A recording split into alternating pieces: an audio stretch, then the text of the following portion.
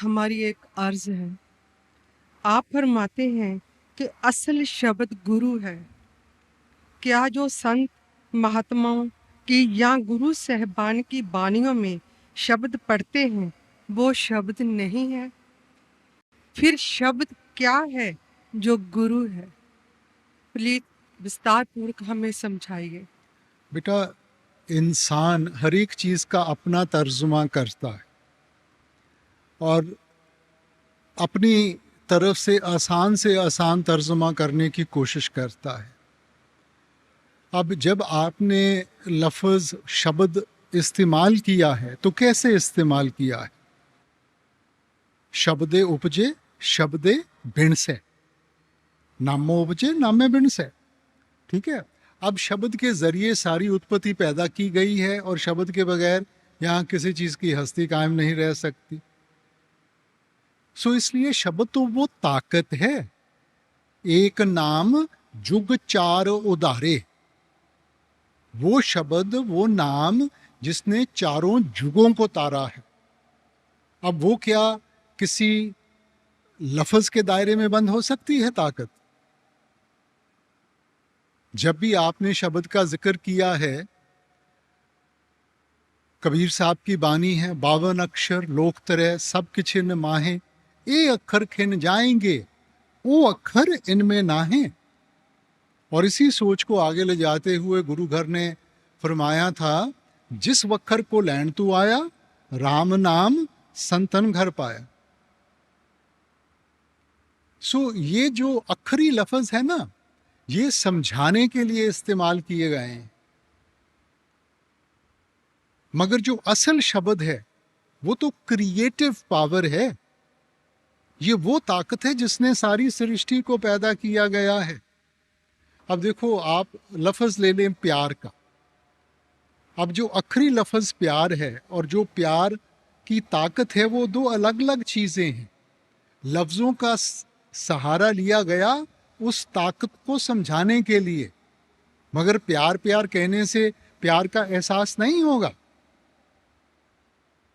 अब जैसे घर में बच्चे का जन्म होता है, माँ बाप नामकरण करते हैं, तो जो भी उनको लफ्ज़ अच्छा लगता है वो बच्चे के साथ जोड़ दिया जाता है। अब जब भी उस लफ्ज़ को दोहराएंगे, उसका ताल्लुक बच्चे के साथ है, तो ध्यान बच्चे की तरफ जाता है ना। मगर दिन में माँ ने बच्चे को कई अलग अलग लफ्ज़ों से पुकारना है। अब अलग अलग लफ्ज़ इस्तेमाल करने के साथ उसका और बच्चे का रिश्ता तो नहीं बदल जाता। लफ्ज़ तो इस्तेमाल किया गया उसकी एक हस्ती जोड़ने के लिए।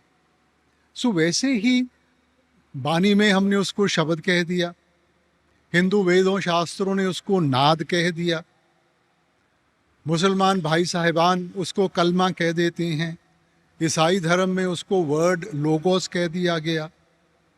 सो उसी ताकत को हमें समझाने के लिए, बयान करने के लिए लफ्ज़ों का सहारा लिया गया बेटा। मगर हमने तो अपने आप को ताकत के साथ जोड़ना है, किसी लफ्ज़ के साथ नहीं। अब जो हमारी ग्रंथ पोथियां हैं, ठीक है, अब ये जो जुबानें हैं कब उचारी गई, हम उनकी हिस्ट्री ट्रेस कर सकते हैं, मियाद नियुक्त कर सकते हैं। तो क्या उससे पहले शब्द नहीं था?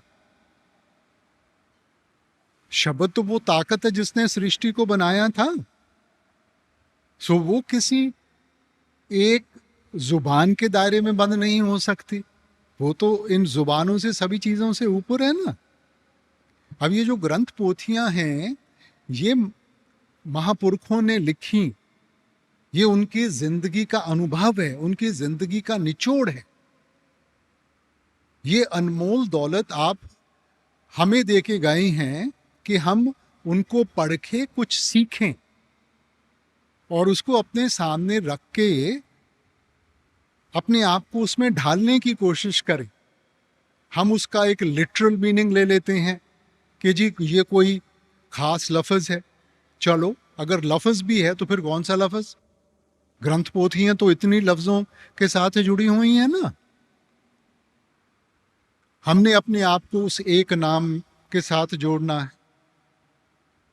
इसलिए आप कहते हैं इस जग में नाम अलग है। गुरमुख बसे मन आए। ये वो ताकत है जिसकी पहचान हमें नहीं हो सकती। गुरमुखों की संगत में जाती हैं, वो युक्ति समझाते हैं, उस युक्ति को अपनाएंगे, ध्यान को अंतर्मुख करेंगे, तब हमें उस सच्चे शब्द की पहचान होगी। कबीर साहब की भी बानी सुनते हैं ना, कबीर आधी साख यह कोट ग्रंथ कर जान, नाम सत जग झूठ है, सुरत शब्द पहचान। कि जब सुरत को शब्द के साथ जोड़ेंगे तब उसका एहसास होगा, तब उसकी पहचान होगी। ये कोई अखरी लफ्ज नहीं है।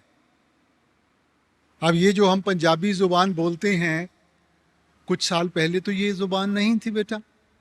तो क्या इसके पहले कोई मुक्ति नहीं हासिल करता था? किसी को शब्द की पहचान नहीं थी बेटा। सो लफ्ज उचारे गए हैं हमें समझाने के लिए। अब ये शब्द को हम अंग्रेजी में तर्जमा करें, हम इसको वर्ड कहेंगे। तो ईसाई धर्म में भी यही फरमाया गया है, in the beginning was the word and the word was with God and the word was God. शुरू में वो शब्द था, वो शब्द मालिक के पास था, वो शब्द ही मालिक था, शब्द ही मालिक था।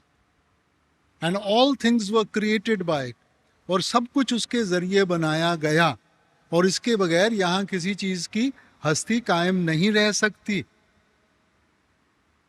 गुरु घर की बानी में आपने फरमाया, उत्पत परलय शब्दे होवे, शब्दे ही फिर उपत होवे।